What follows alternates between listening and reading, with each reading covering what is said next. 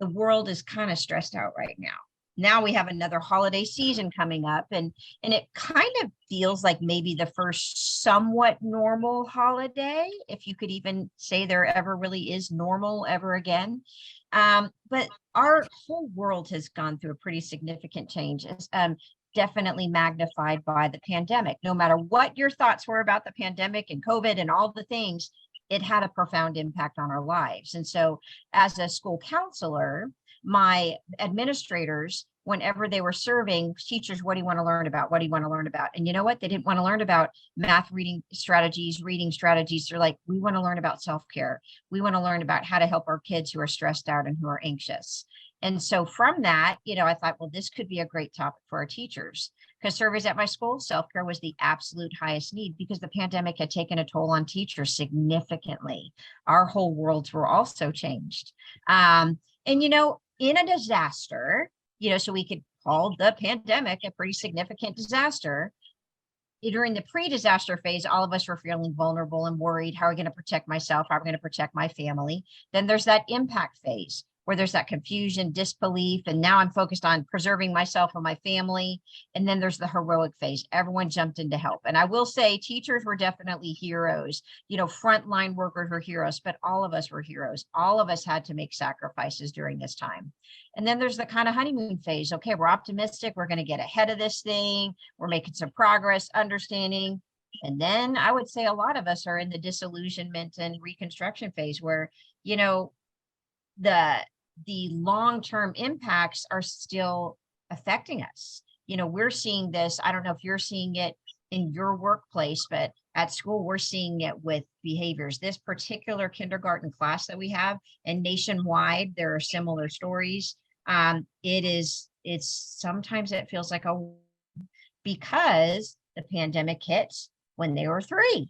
And that just completely disrupted their typical social emotional development, play dates, school shut down, everyone was stressed out.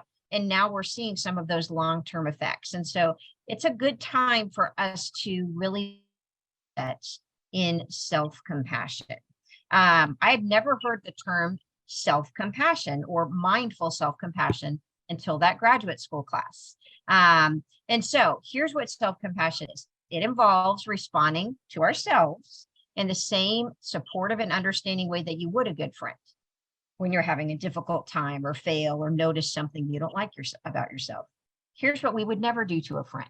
A friend comes to us and say, I'm just so frustrated. I just can't seem to keep up with stuff. We would never go to our friend. Yes, you would actually wake up on time and get organized. Maybe you could get ahead of things. We would never say that to a friend. Well, and if you said that to your friend, they probably wouldn't be your friend, but how do we talk to ourselves? Come on, Lauren, you should know better. What is wrong with you? We so often tear ourselves down how we talk out loud to ourselves or our inner thought life. And I'm such a big fan of the brain. Well, I'm a fan of the brain because that's what makes everything work. But I'm just such a big fan of understanding the brain. When we're having certain negative thoughts, is releasing adrenaline and cortisol, the stress hormones, and lots of other things that's impacting us all over in our body, in our mood, in our sleep. And, if we are having a lot of that negative self-talk, it really works against us in so many ways. But we don't know how to talk to ourselves like we would a good friend. It's an acquired skill. I'm a people helper. I'm in education. I'm a counselor. Okay, there we go. Someone had their microphone on. I'm a counselor. You would think that I would have a lot of, I scored horribly low. And you'll find that a lot of people who are very thoughtful, compassionate, giving are not always so kind to ourselves. So, and with this theme of being kind, I have to learn to be kind to myself, and that it is easier to be kind to others. Sometimes if we're like, I just want to be nicer, well, we have to learn to be nice to ourselves. Instead of trying to be nice, it then flows out of you. And I think that's been the most significant difference I've noticed in myself. And again, this was a learned skill for me. And And what really got my attention was my score. I'm like, oh, I thought I had tons of self-compassion, but nope, apparently I don't. And it was kind of eye-opening for me. And as I've gradually changed and changed how I think about things, how I reflect about myself, how I treat myself, it has really flowed out to where it's just an extension of compassion to others. So I don't have to try to be kind and patient. I just am kind and patient because I've learned to be kind and patient to myself. So now there's 3 parts to mindful self-compassion. First off is self-kindness, learning how to talk to ourselves and treat ourselves like we would a good friend. The other one is this common humanity, realizing that instead of comparing ourselves to others and feeling like we don't measure up, you know what? We share common humanity. We have imperfections, we have struggles, we have occasional failures. Everybody goes through this. Acknowledging that is huge. And for some of us, that's hard to do. Well, I should know better. I shouldn't be going through this. Well, why not? Everybody goes through struggle. Everybody has failures. Everybody has imperfections. So just learning to sit and be comfortable with that is a really powerful thing. And then also mindfulness. That is learning to be present in the current moment, not worrying about this or frustrated about this, or this happened yesterday, or this might happen tomorrow, but learning to be comfortable even with uncomfortable feelings. I have a little boy meeting with this week in my school counselor office, and his dog just died, and he was devastated. I mean, just devastated.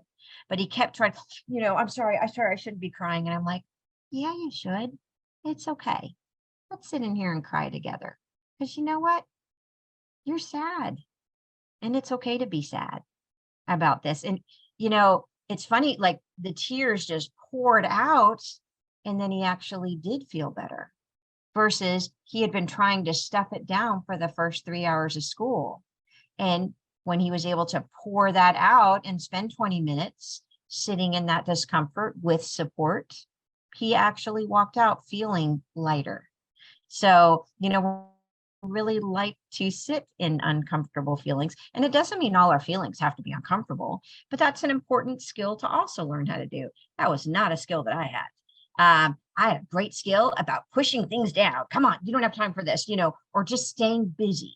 And so all of these areas, learning to be kind to ourselves, just recognizing this common humanity so we can give ourselves a break sometimes, and having that mindfulness, that really helps develop your mindful self-compassion.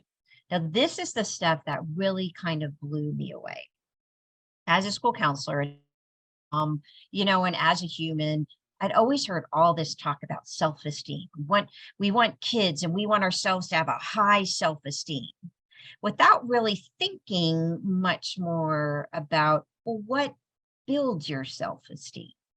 So, and how does that compare to self-compassion? So this one really, it was very eye-opening for me. So self-esteem at its core is I evaluate myself and my self-worth, where I judge if I'm a good or a bad person. If I have a high self-esteem, I feel like I'm a good person.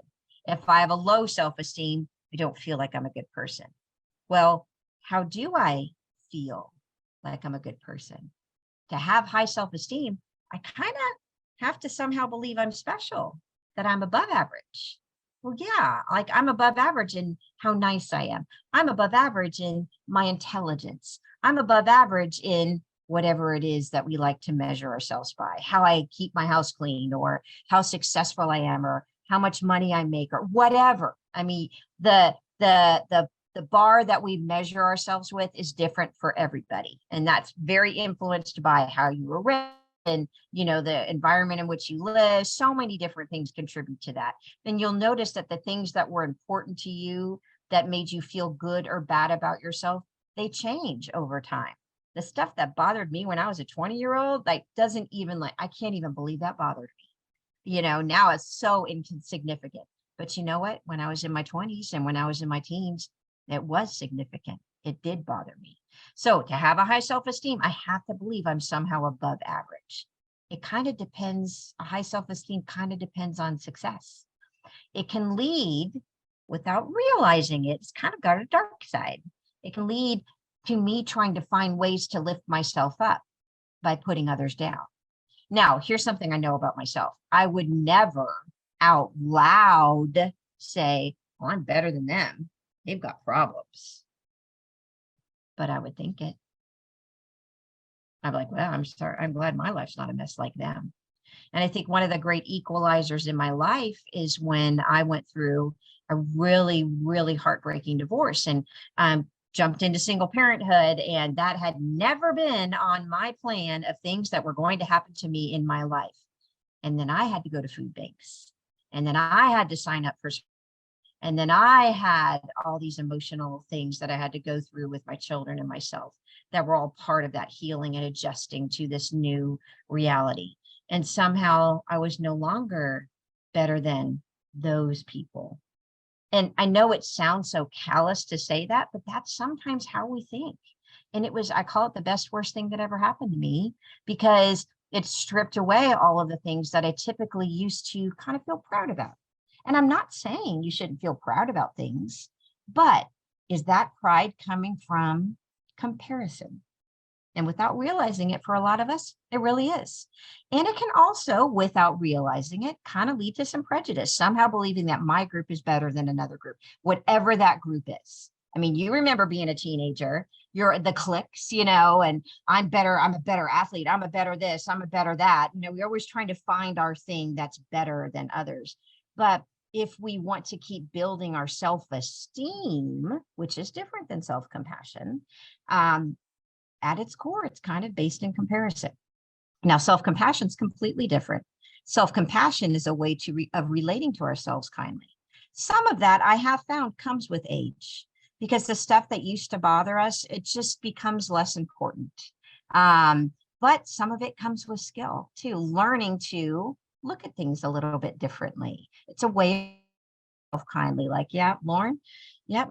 It would have been nice if you woke up on time and you weren't in a rush. Maybe tomorrow we can do better, versus, oh, come on.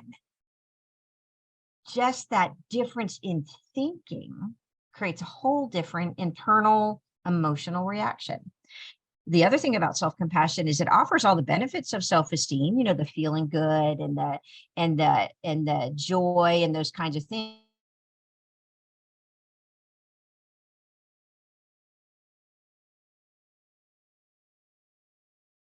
Like you need to compare socially to others, because at a certain point, there's always going to be someone who's better than you at whatever it is.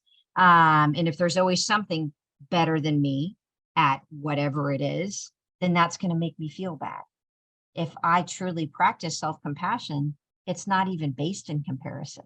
Now, it doesn't mean that I'm going to be like, everything's okay, I can do whatever I want, because that's common humanity. It's not giving yourself a free pass for everything. It's just based on a different foundation. Because when self-esteem deserts you, self-compassion steps in, and it gives us a sense of being valuable just because of who I am. I have value and I have worth because I am a human being on this earth, and I am doing the best I can with the tools that I have in my toolbox. And like Maya Angelou says, we do as good as we can. We do what we know until we know better, and then we do better. A lot of us, as we're growing and changing through life, we've learned new things that we didn't know before when we were making, some foolish mistakes. So it's just a different foundation. It doesn't require me to compare myself to others. It just requires me to approach myself with kindness. If I can approach myself with kindness, I can actually be honest. I can be honest with myself. Yep, this is an area that really could use some growth. But I don't have to experience shame about that. Like, I'm bad, I should know better. Nope, this is an area that really could use some growth. We hide away from things that make us feel ashamed, but I can handle open, honest communication when it's done in love. So seeing these two things side by side, it really was helpful for me. Now, when it comes to failure, self-esteem can be really tough on us. Since self-esteem is dependent on me being successful or somehow better or above average, because everyone can't be above average, but response to failure often is judgmental. It's critical. It's trying to bring about change, try harder, or that shame response or harsh correction. Come on, Lauren, you should know better. Or we can do this to our kids too, or to others around us or to our family members without realizing it. Here's where it's coming. We want to bring about change. That doesn't bring about effective change. Now, this is what blows me away. When we think about it from a brain perspective, whether it's inside my own thought life or talking out loud to myself, is if I've failed and my whole self-concept and feelings of goodness in myself are based on self-esteem alone, when I fail and I have that judgmental, critical, harsh response, what that actually does in the brain is it creates a threat response. It releases cortisol, builds up stress, and the stressed out brain that's flooded with cortisol, that is not a good brain-based state for change. And it makes motivation low because when we feel ashamed, we want to hide. It might bring about temporary change, but nothing permanent. And it just like coasts us to the next failure. So in our brains, when we are judgmental, harsh, and critical to ourselves, we are making our own brain work against us, even if it's our internal self-talk, because with those thoughts, there are brain chemicals to go along with that. Now, this is really cool. Self-compassion and failure. Fail, because we will fail. I respond with empathy or kindness. What can I do to help? Okay. It doesn't mean I ignore what happened or deny that it happened, but I'm going to respond with empathy. Yep, this is a really tough time you're going through. Yep, that probably wasn't the nicest response. Wonder what we could do differently. It's a totally different vibe, I guess you would say. And when we have that kind of warm self-response and empathetic self-response, understanding self-response, our brains can't help ourselves. We are designed to respond to warmth, gentle touch, gentle tone. Our brains are designed to respond to that. So when we respond to ourselves and others, but especially to ourselves with empathy, that activates the caregiving response. Our brains release oxytocin and all the feel-good endorphins and natural opiates that our brain produces, and that creates a great state for motivation. Now, both things are failures. In both of these situations, a failure has occurred. Could be a big failure, could be a medium failure, could be just your average everyday failure, but a failure has occurred. There's no denying that a failure or a mistake has occurred. Self-esteem response, harsh, critical, how could you? Self-compassion, learning to respond with empathy, just like we would to a friend, learning to respond to ourselves that way. Both create completely different states of the brain. Now, what's going to help you change? When you are feeling, your brain is feeling threatened and flooded with cortisol, and when your brain is feeling warmth and acceptance, flooded with oxytocin and the feel-good chemicals. Like, yeah, I can do better. I can do that. It's a totally different state of the brain. And I think that's what's been such a surprising difference for me. And I'm not perfect at all, but I am different. And I'm not as stressed out. Things don't bother me. You know what else doesn't bother me so much? Other people's failures. I truly can respond with empathy and compassion to my little knuckleheads that are frustrating children that other people want to tear their hair out about. Not to say that I enjoy their misbehavior, but it's a totally different approach. When I've got a parent who's doing that nasty, mean, horrible email, the school this and the school that, and I can think for a minute, that parent must really be afraid right now. I bet they're scared. This is pretty hard. It must be hard to get a lot of that negative feedback from the teacher, even though it's legitimate. That must be hard. When I can respond that way, that I talk differently to the parent and they can feel it and we get somewhere. So such a difference when it comes to failure. I wish I had known this when I was younger. And I'm very grateful that I've learned it more in time because it's really helped me with my own daughter. I have a 12-year-old daughter. I also have 21, 24, 26-year-old sons.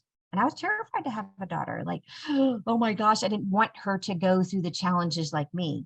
Well, you know what the difference was in those challenges? In my challenges, my self-esteem was always threatened because it was based on a comparison model. The things I'm trying to teach her are based on a self-compassion model.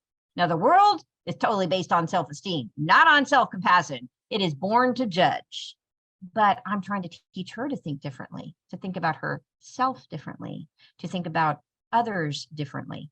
But I'm having to definitely counteract, some very typical messages that the world is sending out. But I don't see her struggling.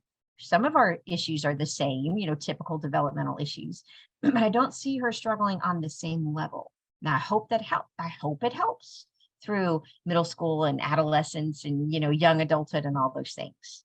But, a lot of the pain, if you really think about it, a lot of our pain actually came from the dark side of self-esteem, because sometimes we don't measure up. Self-compassion, you don't have to measure up.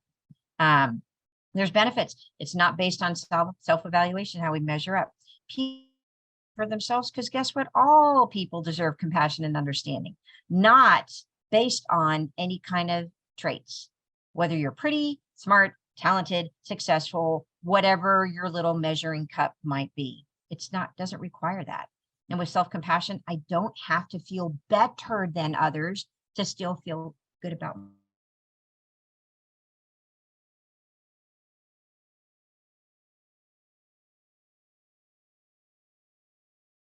To compare myself. I'm totally fine with my tummy looking like it does, all the things that used to be important. I'm like, I wear elastic pants and I love it. I am never breaking in another pair of uncomfortable shoes again for my entire life, because that is no longer important to me. And boy, did that used to be important to me.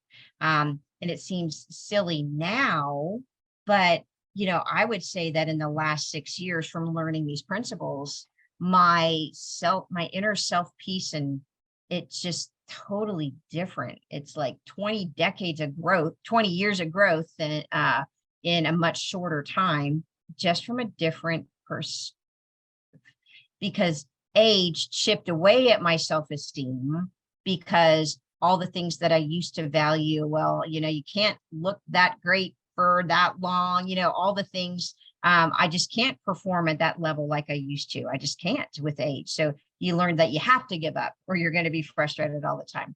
But self-compassion, it's just a different thing. So it's not based on evaluation or comparison. It also allows us to be honest with ourselves, because personal feelings, I can acknowledge them with kindness and not feel this shameful need to hide them.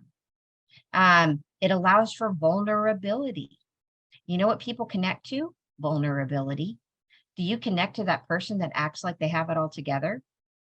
Do you connect to that person that's a personal Instagram, where they're always talking about, well, my life is great here and my kids are doing this and da da da?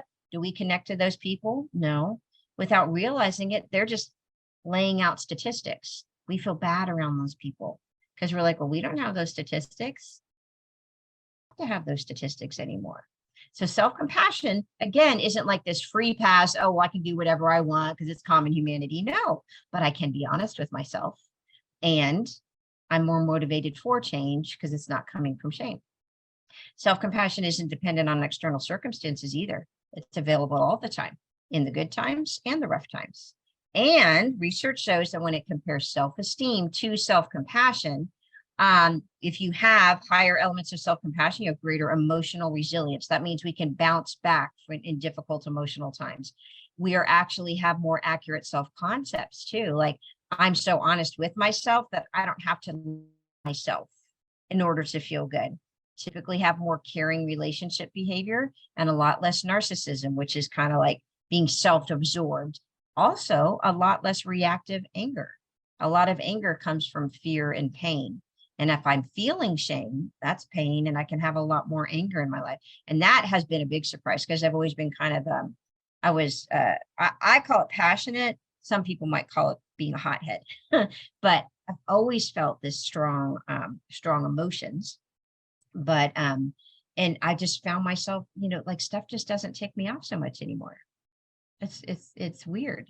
So not to say that I never get ticked off, because this is just an area of continued growth, but it all started with a shift in perspective and understanding. So now some of us were able to take that self-compassion test when we started. So let's just do a show. We've got 9 of us in here, so 6 class participants. Who still needs to finish up their self-compassion test? You can pop your microphone on. Does anyone still need to finish theirs? Yes, I do. Okay. All right. Let's take a couple of minutes. And if finished yours, take a look at your scores. Okay. So if you haven't finished yours, you can scan that QR code, or you can even Google mindful self-compassion test or plug in that little thing. But if you just take your phone, hold it up to that, it should take you right to the test. I think it's 26 or 27 questions.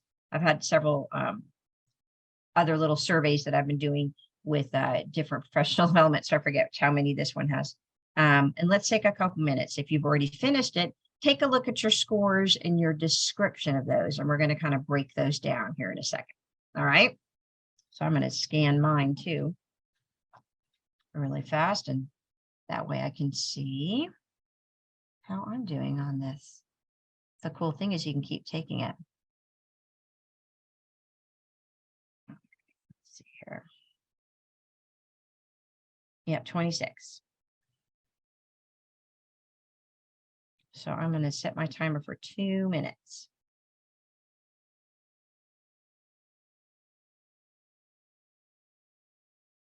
And if you've taken yours, start to look at your scores. I think everyone should have the QR code. And I'm going to pull this screen up right now to, you can kind of start to look at what do my scores maybe mean.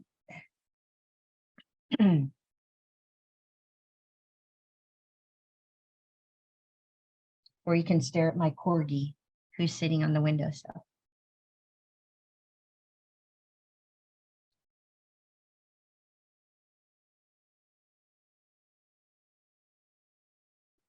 All right. Hopefully that, anyone still need a little bit more time?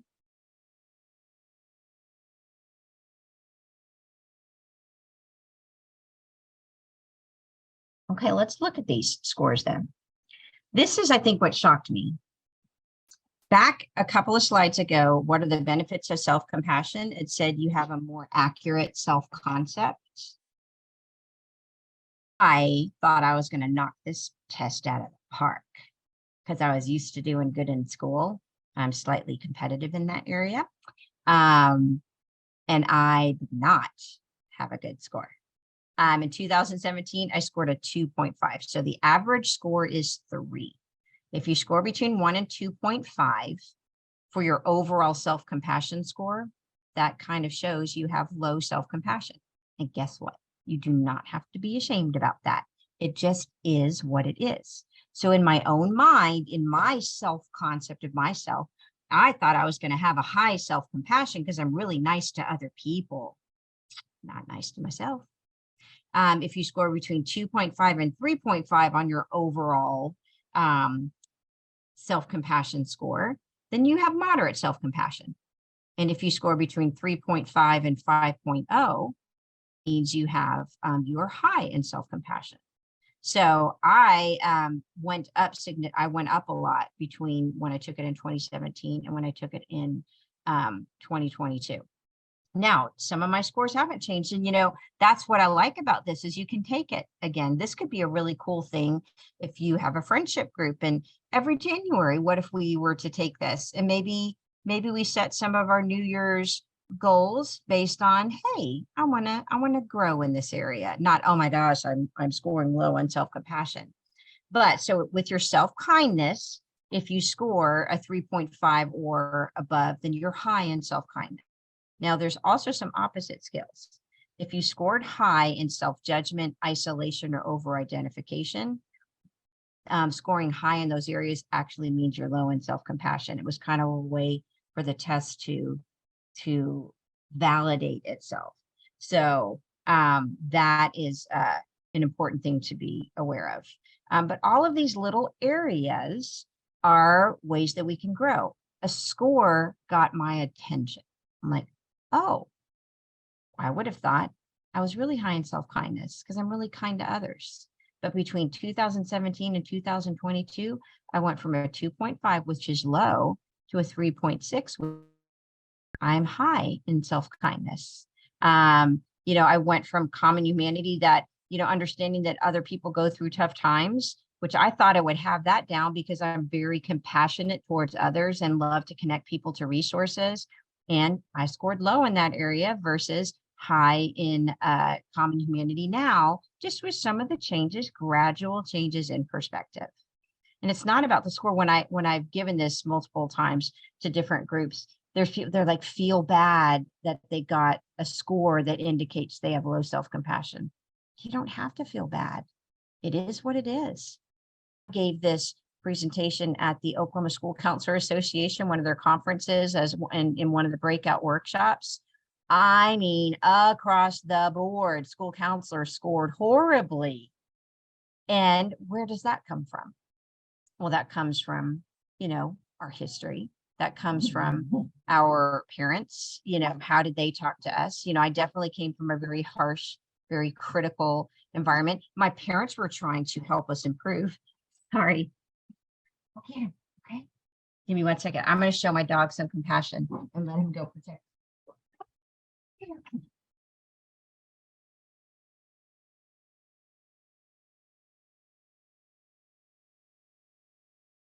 Sorry. If you have a corgi or a dog, he takes his job of protection very seriously. He has no compassion over humanity because they're all trying to hurt his mama. But, and I had one guy who was embarrassed to tell me a score. I'm like, there's no need to be embarrassed. This was created. I will tell you, the world is not a place full of mindful self-compassion. The world is a place full of criticism and harshness and judgment. And it kind of, if you even think about the whole marketing system in the United States of America, to get you to buy stuff, it tries to make you feel bad. You need more of this, and then there's this one song going out around. I think I'm a little more tuned into these kinds of things. Having a daughter, so like there's different things that kind of catch my radar. And there's a whole song about, I know Victoria's Secret, it was made up by a dude. And it's talking about how some guy just made up Victoria's Secret and the standards of what's supposed to be beautiful.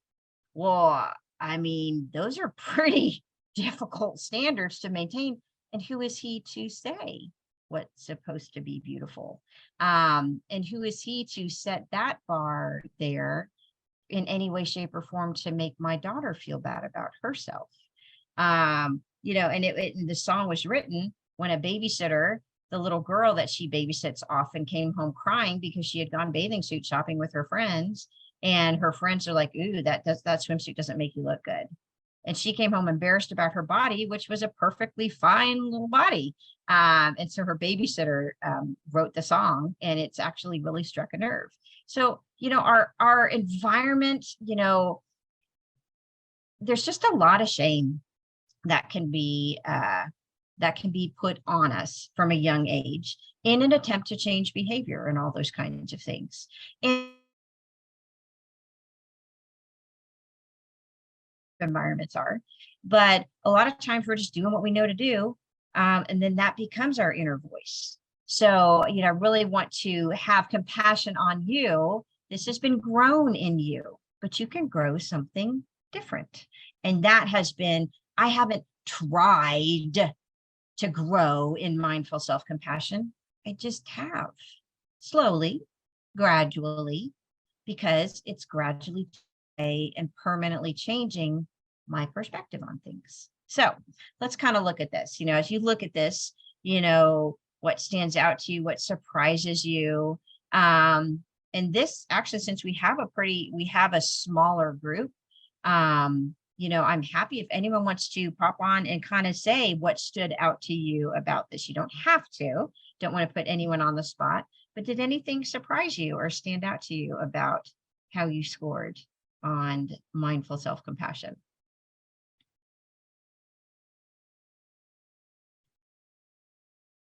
I don't want to say, I don't know these people, but those are questions to ask yourself too. wow. I mean, I was surprised. And of course, I was embarrassed. And what did I do in grad school? I started looking at all the other scores other people got. That's where I was at. It was all still based in comparison. So what can we do? Okay, great. I scored low in self-compassion, or great. I scored high in self-compassion. Where do we go from here? So the Mindful Self-Compassion website, absolutely wonderful. So let me do a new share. I'm going to share, I'll share my screen, and that way it can pull up these different things on the Mindful Self-Compassion website. So if you literally, and again, Erin is going to email you. In the email that I sent her has a bunch of links to all of these different things. But on the the Self-Compassion website, Dr. Kristen Neff is kind of the pioneer in this area, and actually has done a ton of research. So it's not just the latest feel-good trend. It is very well researched. But there's all these different self practices and exercises. Exercise 1, how to treat yourself like a friend. Exercise 2, a self-compassion break. Exploring self-compassion through writing. Supportive touch. Changing your critical self-talk. A self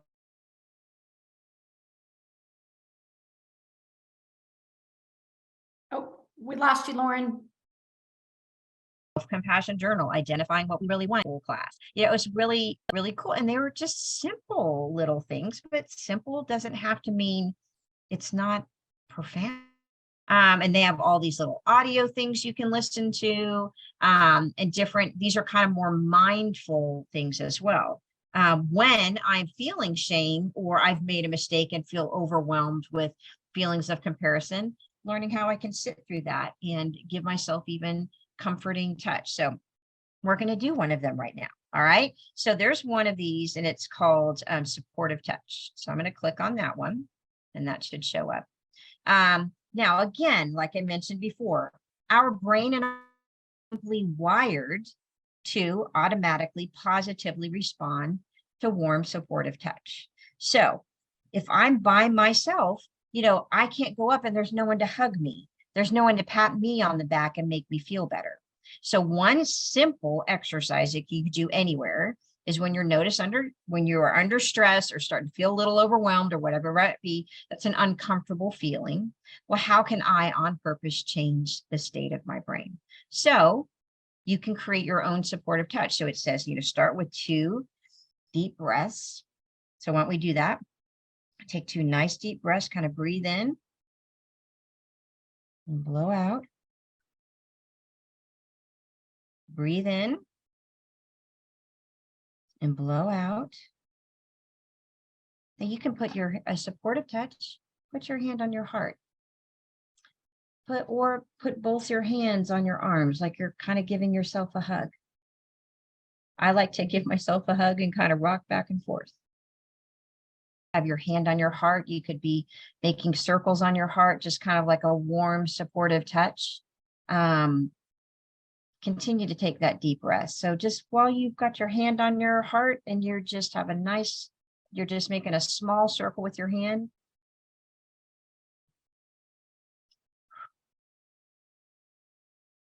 You can do that for 1 minute. The warm, supportive touch releases oxytocin and all the good feelings in your brain. I don't have to have someone around me or I'm reliant on someone else to make me feel better. I can help myself feel better. Our bodies are designed to respond to that warmth. That means I'm just going to give myself a hug. I'm just going to, rub my hands up and down my arms. I'm just going to put my hand on my heart, or I'm just going to hold my face in my hand. It seems so simple and kind of silly. I mean, it does kind of seem silly. I thought it was silly at first, but what would I do to my child? If she comes home and had a horrible day at school, I would just rest her head on my chest. I would just hold her hand, her face. I love you. I would pat her on the back. I just can't reach my back because I'm not flexible enough. That's just creating warm, supportive touch. And that, to me, deep breaths are great. That just kind of took it to a different level for me. And that's just one of the simple little exercises. And these are research-based. So that is definitely a thing that we can do as far as What can we do to go from here? Take advantage of some of those self-compassion exercises. Practice talking to yourself like you would a good friend. If I start having that critical self-talk to say, okay, hold on, Lauren, do other people make mistakes? Yeah. What can I learn from this? Learning to respond to yourself with empathy. Acknowledge your frustration and respond to yourself with empathy. I don't have to pretend I'm not frustrated. Like, this is really frustrating right now. And actually, I feel like exploding right now. That would make sense. I'm going to take a deep breath. I'm not going to explode right now. We all go through difficult times, like just learning to change how we talk to ourselves. And there's even on that website, there is let's see here. There's oops, did I go? And here we go. On the website, there is a self-compassion break. It's like even has it as an MP3 file that you can download. Little things like that, have those in your back pocket. Have those as resources that you can turn to. So, and that mindful self-compassion, tons and tons and tons and tons of research, including videos that you can watch that kind of explain it. Because when my grad school professor introduced us to that, we didn't have time to watch all that stuff in class, but I did. I started looking at that and it was really cool. Now, how do we use this at work or home? Teach kids to talk to themselves in a kinder way when they mess up. What a marvelous mistake. I'm also going to share with you, I have on my Google Drive, see if this pulls up. I have on my Google Drive all these really cool, mindful, calming activities that you can do with kids. At our school, we were calm corners in classrooms so that when kids really are feeling overwhelmed, now I've got a place to go that I can actually calm down. Instead of just saying, you're all right, you're all right, you're all right. Well, they're not all right. Just say, yeah, I can see you're really frustrated right now. Yeah, that's difficult when you're angry. Yeah, I can see that. Just learning to respond with that empathy right there sometimes diffuses the big explosive balloon. Even watching movies like Inside Out that make a cartoon character out of emotions, and that all the emotions have a job. Being sad or being angry aren't bad emotions. They're just emotions. And they're just a part of our range of emotions. We can't be happy all the time. And, when they're having difficult feelings and their brain is starting to be flooded with adrenaline and cortisol, teaching them calm down breathing techniques, having, Aaron, this is my favorite thing you ever sent me. You're more than welcome to send me more and more and more. The Oklahoma Family Network is awesome. Like she's talking about these different hope rings and stuff like that. But what if you have a calm down box? I referred to this in the anxious class, that's full of really cool little things that might help a kid just, okay, I'm going to take a deep, just simple little things, little fuzzies, little whatever. But teaching them breathing techniques so they don't need you to guide them through it. Box breathing is a great one. Teaching kids, and this is actually on that Google Doc that you'll get a link to, teaching kids, how to breathe in the shape of a box. I'm going to breathe in for 4, hold it, breathe out for 4, hold it. That box breathing is actually used by Navy SEALs. When they're in stressful situations, they've taught them box breathing because it resets the brain. One of our track coaches at my Jenks, because she's been learning about different breathing techniques for her athletes, they get the jitters when they're waiting for it to be their event. She's taught them to cycle through different cycles. Okay, do 4 box breathings just to reset their brain. Our brain can't help itself. When we do these different kinds of things, it's automatically programmed to respond in a positive way. But the problem is we often don't know how to do these things. We try to think our way out of everything. And the brain, one part of the brain is the thinking brain, but that's not the biggest part of the brain. We also have the midbrain where all our emotions and memories stored. We have our amygdala, which is our fight or flight thing. There's multiple parts of the brain. We way out of everything. Sometimes doing these structured breathing activities helps us access different parts of the brain, helps us calm down the amygdala so our thinking brain can actually work. Even and helping kids identify how they feel, teaching them words for their emotions can be really helpful. Me learning words for my emotions. If you really feel stuck in a lot of negative emotions, talking to a therapist can be a gift to yourself. It sometimes just helps you have a different perspective, because you can't just be, mindful self-compassion is not like, well, have that positive attitude. Yeah, you can have the positive attitude because you can respond to yourself with empathy, but we can also be honest with ourselves and be okay to comfortable feelings, because it's okay to not be okay. Acknowledge how you feel, not how you should feel. In my world, should is a very nasty word. When I hear the word should, on the other side of should is shame. Should and shame, they go together. And shame is not a great motivator. Step away from social comparison. There's always going to be someone more organized, enthusiastic, creative, blah, blah, blah. I mean, there's always going to be someone better than you in some area. When I step away from social comparison and don't put myself through that, what a relief. Embrace where you are now. Learn to show yourself kindness. Recognize everyone's going through struggle. Other people have similar feelings. And, even have, hopefully you do have that supportive friend. Sometimes we don't have that in our circle.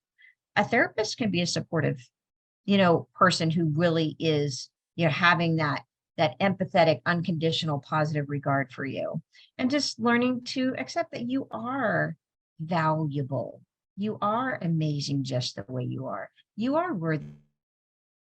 Not some people are more worthy than others. No, we're all worthy of that. And that's where change can come from, when we are responding to ourselves with that mindful self-compassion. I am big on trying to be as practical as we can be, so sometimes something as simple as forming a self-compassion team. If you have a friend, like Erin's going to send out this presentation, feel free to share it with anybody, or the video when that comes out. And maybe you have a buddy, or you form groups at school or at work that you can kind of be checking in on each other. I would recommend taking the self-compassion test in a year, or, when summer starts or something, be checking in. How am I doing in this area? Because it was really encouraging for me to see growth. And then as I saw the growth, it's like, wow, and I actually feel different feelings now too. Use that mindful self-compassion website. It has tons and tons and tons and tons of great information. And her stuff is research-based. Research has shown these things, it helps you grow in mindful self-compassion.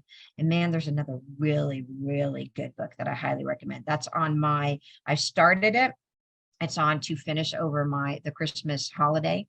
But Brene Brown, she is a famous researcher, social researcher. And she does a lot of research on vulnerability and imperfection and the gifts of that. But she's got a book called The Gift of Imperfection. And that actually, if you really want to live a wholehearted life, which is like a true, calm, present life, these are what she calls her 10 guideposts to that wholehearted living. One of them is cultivating self-compassion, which is the other side of that is letting go of perfectionism. Perfectionism is a beast. So that gifts of imperfection, that could be a gift you give to yourself for the holidays, or listen to it on audiobook while you're driving to work, or on your phone when you're going for a walk, or whatever it might be. But these kinds of ways of changing, it's not about use every second of every minute of every day to be productive. That doesn't bring peace. Now, it's okay to be productive, because some of us are wired. There's different personality types, and we like our to-do lists and our checklists. But can you love yourself if you don't meet all the things on your checklist? It's just this being able to learn to be kind to ourselves. It doesn't just help us, it helps everyone around us. It changes the air in the room. So, Erin is going to email this stuff to you, and with a bunch of different links and things like that you can link to.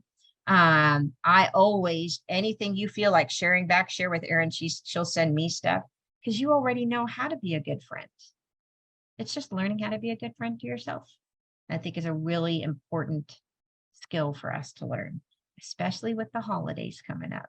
Having those realistic expectations and remembering how to be a good friend to yourself. Everyone around you will benefit from that. So that is, oh, I also wanted to make sure that you guys were aware. I'm going to show this up on here. So Oklahoma Family Network, Erin is one of their representatives here tonight, and they have all sorts of really cool events. So actually, if you just go to their website, and I think Erin, you'll send out links to the website, looking at some upcoming events, there's an online retreat next week, that Navigating the Storms, that has a lot of different breakout workshops. Erin, is it too late to register for that? Nope. In fact, that is so funny. I forgot to mention that at the beginning. So I'm so glad that you said that. Absolutely not. You can go on, and I will tell you that it's Monday and Tuesday, and it's all during the day. So, and in the evening. So there's sessions from like 12, we have a keynote speaker starting at noon. And then then we have breakouts from 1:30 to 2:30, and then 3:30 to 4:30. And then there's a break, and then there's an evening session. So just because you can't attend all of it, but please go ahead and register, and then you can attend what you can. We tried to do that because we can work around people's schedule. We try to do it like during the lunch, we try to do it in the evening, but there's a really phenomenal information that's going to be passed out. And it really does go along with what Lauren's talking about tonight. Just taking time to learn and take a breath, as I like to say, and the information that you'll be gathered, I always just say, kind of re-energizes me and kind of gets me started. So that is definitely well worth it. So thank you for bringing that up, Lauren. Well, and that's the great thing, like Oklahoma Family Network, that the whole founding principle is we want to connect people to other people who are going through similar things. Let's help connect people to resources. You're going to find that the things that you struggle with, they become your superpower, because especially if we learn to not just hide and in shame, like, oh my gosh, I can't believe I ever had any problem ever, but acknowledge that, heal from it, grow from that. But when I say some of the hard things that I've gone through are the best, worst things that ever happened to me, well, it developed empathy and compassion. And my boys are strong, resilient, empathetic, compassionate young men because of struggle.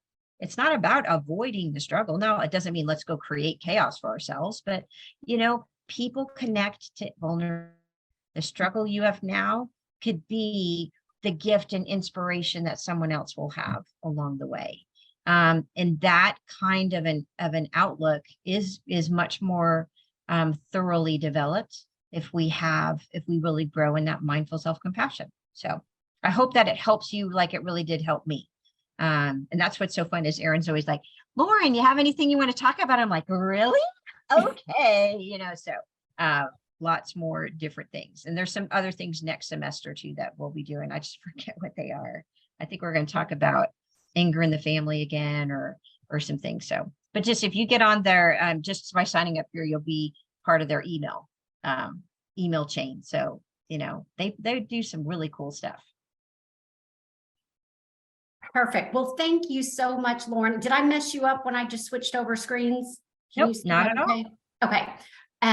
Well, and I just want, and this is something that leads in, to our Hope Ring presentation that most of you received, hopefully, your supplies in the mail.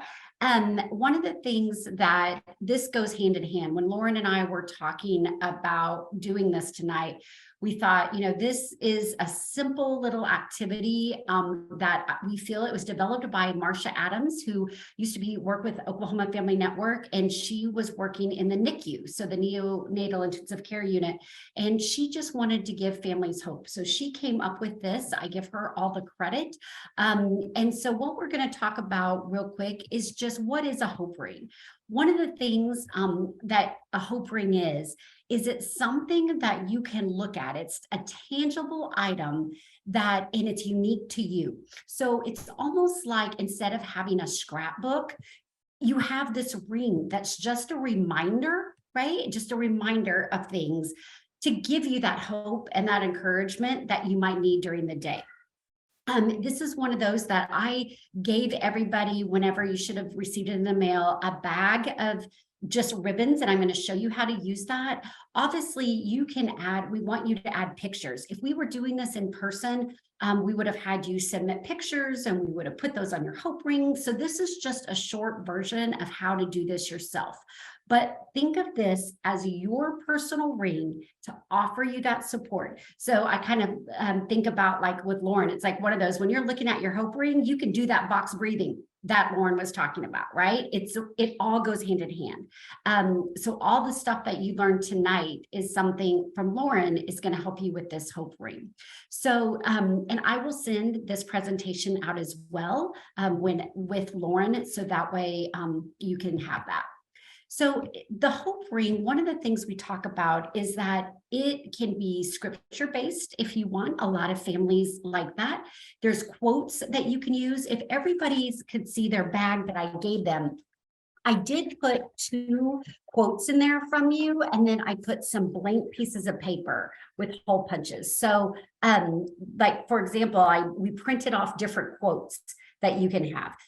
Those are just 2 examples if you want to use those. If not, that's why I gave everybody some empty cardstock. So you can find a quote or maybe a scripture that is something that is kind of your go-to when you start to, be low on that self-compassion, as we say, and when you start feeling that, what is your go-to? Something else is having personal photos, and then you can glue it, like cut out, go ahead and get it printed. I know no one prints out photos anymore, right? But when you print out that photo, you could glue it to a piece of paper and even laminate it. And that way you have that on that ring. Maybe it's someone that is your inspiration. Maybe it's someone that is the reason of what you're doing. Maybe you're a teacher or a counselor, or it's a picture of your kid, because I know that, with being a caregiver to a child that has medical needs is really challenging. But if I see that cute little smile on there and that warms my heart, and we're at a doctor's appointment and I'm getting frustrated just because of getting overwhelmed, how great is it to pull that out and you have that in your purse, and it's just like, okay, this is why I'm doing what I'm doing, right? So maybe think of that person that really has encouraged you throughout your life and put a picture. So that, again, is the reason why we have those quotes and we have the blank pieces of paper for you to write. Another thing, speaking of cards, is I remember making one for my grandma. It's so funny. She passed away several years ago, but I didn't know it. I guess I kind of made a hope ring without knowing it was a hope ring, right? But she loved cards, and she was unfortunately in a bed the last couple of years of her life and couldn't get out. So we made a ring and we put all the people that would send her cards, right? She loved cards. We'd put a hole punch in them and we got a ring and we attached them. So we would put that next to her bed. And when she was starting to feel lonely, she would just have that ring and she could sit there and so you have that ring and then you just put a hole punch on the cards, and she just had a ring of all those cards and she would just sit there and look at them rather than in a box. It's something that is tangible. And I just dropped my ring across the floor, but it's something that you can have with you. So that's why those quotes and those personal photos are something that are really useful. So the ribbon, when you saw the ribbon, and a lot of you noticed that I honestly put ribbon, I tried to do different textures. So inside of your hope ring, I know that they're not big enough to tie. And the reason why I did that is I didn't put hole punches in them.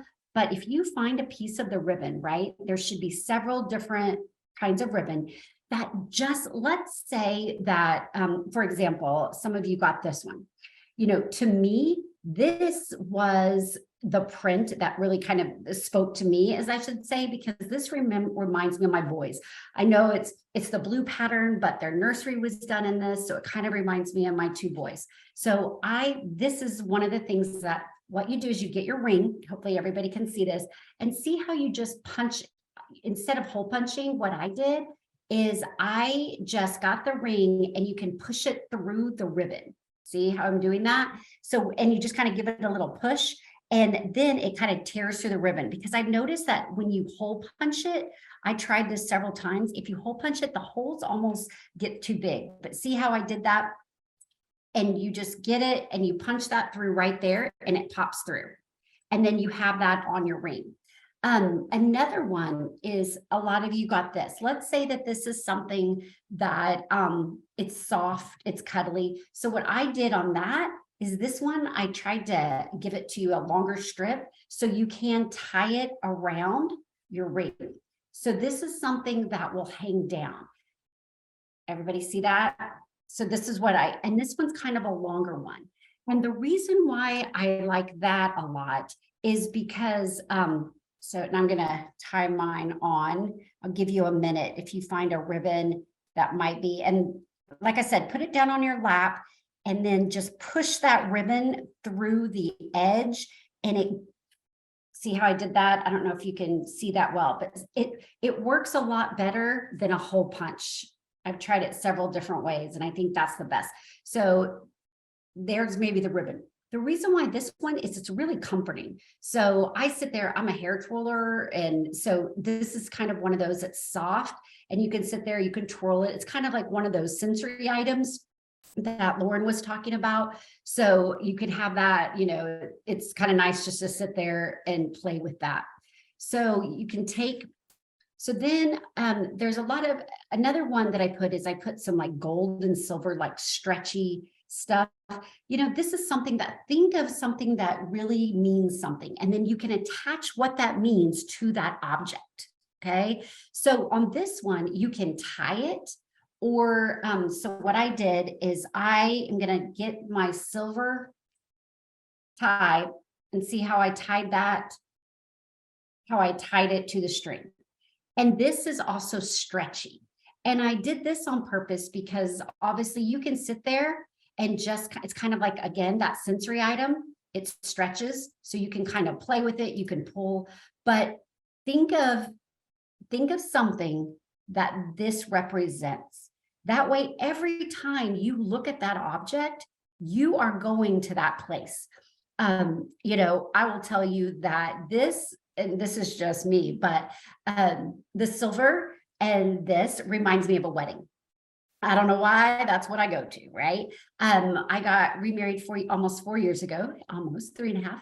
And this reminds me of my wedding. And it's because I have I had a silver little bow, and that's what I go to. That's my happy spot. So I immediately attach that. So how cool is that? Like whenever I sit here and I think, I have the ribbon that reminds me of the boys. I have the calming piece. Here, put that on. I don't know if you guys can see that okay, but see how I just attached that in the middle, and you can do it at the end, but just kind of pushing it through that ribbon, it stays on. So all of these objects mean something to me, okay? You should also see, I gave different colors of yarn. So in that, again, there's several colors, and maybe what you can also do is, like my daughter's favorite color is pink, right? So I have a quote that reminds me of her. It's very uplifting and it's her. So I tied this, I can easily get that pink string and I can tie it on to the quote that reminds me of her and tie that onto my ring, right? Again, there's no right or wrong way to do a ring. For those of you that have been on my calming water bottles, I say that all the time. There's no right or wrong. You can't mess it up. I love things that I can't mess up. It's the best feeling, right? You don't have to mess it up. There's no right or wrong answer. So again, this is what you're doing is you're thinking. You can also, when it says documentation of life events, that's where, like, if you want to make a ring of the, maybe you have a family member that maybe experienced an illness or a traumatic event, you can make one that's just for them, right? So when you start maybe having those thoughts of, gosh, I really miss this loved one and I'm really sad, pull out a ring, and maybe it has pictures of them. Maybe it has a quote that reminds you of them. Maybe it has a card, or, I know my grandma, she wrote me notes. And so I have like her signature, right? That says, I love you. You could put that on the hope ring. And then that way it's just kind of a remembrance. Again, these are like mini scrapbooks on a ring. And that's what's so good. The idea is to help refocus. That's where I kind of got ahead of myself on that one, but that's where this piece of yarn, this texture is, it's again, that sensory. The one that you can kind of pull is also kind of more of a sensory item. So you can add other stuff to your hope ring, right? One of the other things, if you go to Michael's or Hobby Lobby, you can get on there. And I mean, I wish I had the budget to mail you guys like a big old package, because there's a ton of stuff that that can be used. So this is the hope ring, like I said, is a documentation of time. Think of it as a tangible journal. You know, when we talk about the memory tool for an aging family member, that's what I was kind of telling you about, like for my grandma, like putting a picture of her, putting her signature. Again, Marcia, she did this for the NICU journey, which is the daily ups and downs, but that can be for any journey that you're experiencing. Bereavement support, that traumatic event. I will tell you that it's very therapeutic to create this, so that way you are in your head thinking of the good things that remind you of that person or that loved one or that event. And you know, Lauren, if you have any advice on this as well, but it seems kind of counterintuitive sometimes that you want to bring up these traumatic events, but it works so well, right? Like when you are thinking about that event and you're putting something and you have something that's tangible that is reminding you of that, a lot of people think, no, I don't want to do that, right? Like, I don't want to think about it, but actually thinking about it is therapeutic, and it gets you through that. So that's why we suggest, even if it's maybe hard for you to think about that, that this can be that mini journey, that mini journal, tangible journal, to make you think about that. So this kind of just, I know that it, and it can represent whatever you want it to represent. So it just sometimes, go ahead. I'll say too, I had just even heard on my drive home, it was talking about some grief workshops that people were doing, and that feeling. Oh, she froze. Lauren, you're frozen. You look really cute though. Oh, there you are. Oh, yeah, I'm sorry. You had a great face with your throat frozen.